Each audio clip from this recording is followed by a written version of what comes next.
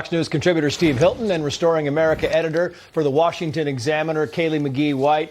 I think it really is. You talk about this, Steve Hilton, to you first. You talk about sounding the alarm. There are a lot of federal agencies that are very concerned about terrorism in the U.S. One more quick bite now from the FBI director. We also cannot and do not discount the possibility that Hamas or another foreign terrorist organization may exploit the current conflict to conduct attacks here on our own soil. Forget the big words like discount the possibility. They know it's a very real possibility with what's happening in this country, Steve. Of course it's a real possibility. And what we've seen in Israel makes it all the more outrageous that they still haven't done what's necessary to close the border, not just slow down the influx of people totally uncontrolled across the border, but control the border completely. That's what you have the right to expect as an American. That is not happening. We saw what happens. Just a handful of people can just cross into a country and cause absolute carnage and mayhem of the most despicable, revolting kind. That's what happened in Israel. I mean, how long before we are vulnerable in that way? We're vulnerable right now. And they're just so blasé about it. And they say, we're keeping vigilant and we're doing all we can. It is absolute rubbish. They opened the border and they still haven't controlled it or closed it properly.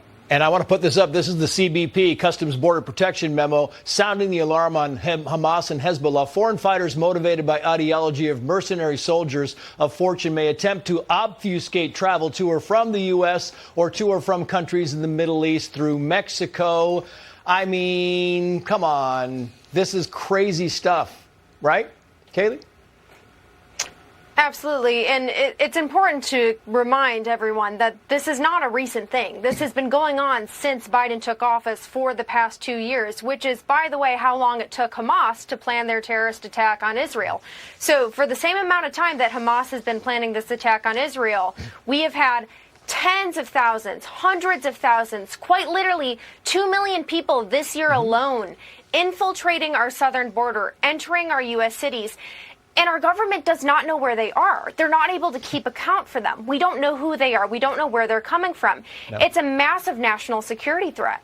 Especially the 600,000 gotaways. The others we don't want, but the 600,000 gotaways never even checked in. That's how bad it is. Politico writes the following. Former aides to Kamala Harris, 2020 presidential campaign, are collecting signatures for a letter urging the vice president to seek an immediate ceasefire between Israel and Hamas and calling Israel's Gaza campaign a genocide. Harris did not comment. Steve, 30 seconds. What we're seeing now, Trace, is the reality of the hard left activist control of the Democratic Party revealed in all its disgusting nature. These are the same people, these hard left activists, who push for Black Lives Matter, the extremism on race, on gender, on climate, and all these other things. And now you see it dressed up as anti-Israel policy or pro-Palestinian policy. It is anti-Semitism. Pure and simple. And it's now part of the Democratic base. Let me get Kaylee in there. Kaylee, your final thoughts.